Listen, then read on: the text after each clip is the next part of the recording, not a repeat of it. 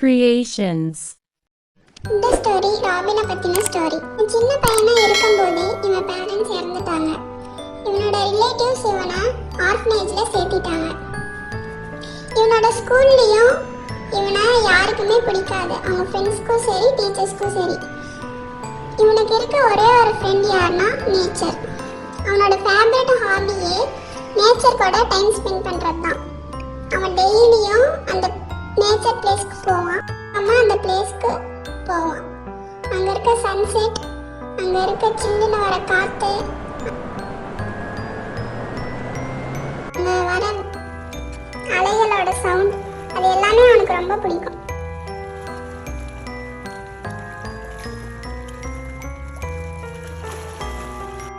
என்னதான் அந்த பிளேஸ்ல நிறைய பேர் இருந்தாலும் இவன் மட்டும் தனியா தான் அந்த நேச்சரை என்ஜாய் பண்ணுவான். அவன் டெய்லி அங்கே போய் உட்காந்துட்டு அங்கே வர சன்செட்டை பார்ப்பான், அங்கே வர அலைகளோட சவுண்ட், அது மட்டும் இல்லாமல் அங்கே வர சில்லுன்னு காற்று, மேலே இருக்க ஸ்டார்ஸ், அது எல்லாமே அவனுக்கு ரொம்ப பிடிச்ச ஒன்று. அவன் டெய்லியுமே அந்த நேச்சரோட அழகை ரசிப்பான். அதுதான் அவனோட டெய்லி ஹாபி, ஃபேவரட் ஹாபியும் கூட.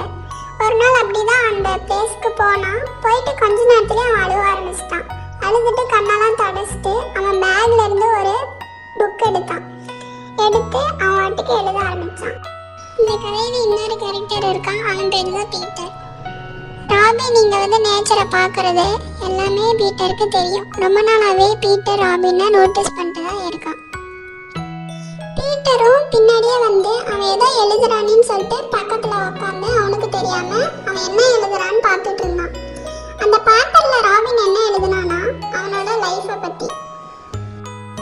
என்னதான் இந்த உலகத்துல எல்லாருமே இருந்தாலும் அவனுக்குன்னு யாரும் இல்லைன்னு சொல்லிட்டு ஃபீல் பண்ணி அந்த லெட்டரை எழுதுனான்.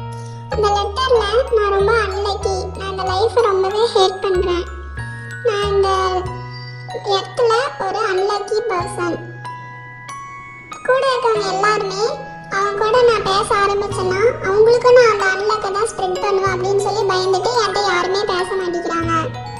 எனக்குன்னு இருக்கிறது இந்த நேச்சர் தான்.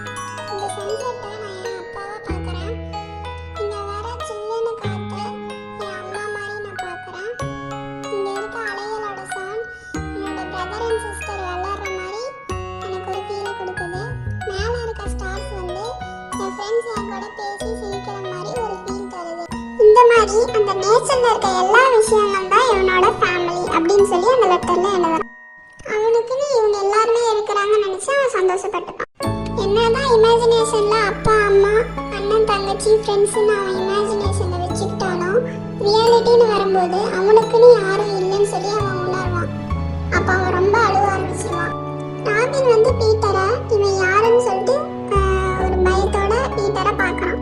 அப்ப பீட்டர் ராபின் கிட்ட, நான் உன்னை சில மாசமா அவனை பார்த்துட்டு தான் இருக்கேன், நீ பண்ற ஆக்டிவிட்டிஸ் எல்லாமே நான் நோட்டீஸ் பண்ணிட்டு தான் இருக்கேன், நீ ரொம்ப லோன்லியா போயிட்டு வரத நான் ரொம்ப நாளா பார்த்துட்டு இருந்தேன், சரி உன்கிட்ட கொஞ்சம் நெருங்கி உனக்கு என்ன பிரச்சனை அப்படின்னு சொல்லி பார்க்கலாம் தான் வந்தேன், நீ எதோ எழுதிட்டு இருந்த, இதுல பார்க்கும்போது தான் தெரியுது நீ எவ்வளோ பெரிய பிரச்சனையில இருக்க அப்படின்னு சொல்லிட்டு பீட்டர் சொல்லுவான். பீட்டர் ராபின் கிட்ட சொல்லுவான், கடவுள் நம்ம இந்த உலகத்துக்கு ஏதோ ஒரு காரணத்தோட தான் அனுப்பியிருக்காங்க, அதை நம்ம நல்ல விதமா ஃபுல்ஃபில் பண்ணணும் அப்படின்னு சொல்லிட்டு பீட்டர் ராபின் கிட்ட சொல்லுவான். அந்த ஒரு நம்பிக்கையோட உன்னோட லோன்லி லைஃபை நீ ஜாலியாக என்ஜாய் பண்ணு அப்படின்னு சொல்லி பீட்டர் சொல்கிறான். இப்போ ரெண்டு பேரும் அவங்களோட டைமை ரொம்ப ஹாப்பியாக ஸ்பெண்ட் பண்ண ஆரம்பிச்சிட்டாங்க.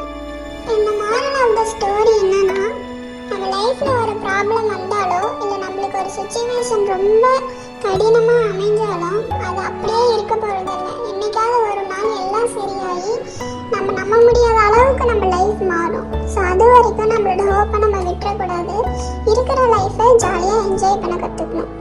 இந்த ஸ்டோரியில் வர ராபின் மாதிரி நிறைய பேர் அவங்களோட லைஃப் ரொம்ப லோன்லியாக இருக்கு அப்படின்னு சொல்லி ஃபீல் பண்ணிருப்பீங்க. ஸோ லோன்லினஸ் ஒரு விதமான ஹாப்பினஸ் தான், அதை என்ஜாய் பண்ண கற்றுக்கோங்க, லைஃப் ரொம்ப ஹாப்பியாக இருக்கும். இந்த ஸ்டோரி உங்களுக்கு பிடிச்சிருந்ததுன்னா லைக் பண்ணிடுங்க, சப்ஸ்கிரைப் பண்ணிடுங்க, பக்கத்தில் இருக்க பெல் ஐக்கானை கிளிக் பண்ணிடுங்க. தேங்க்ஸ் ஃபார் வாட்சிங்.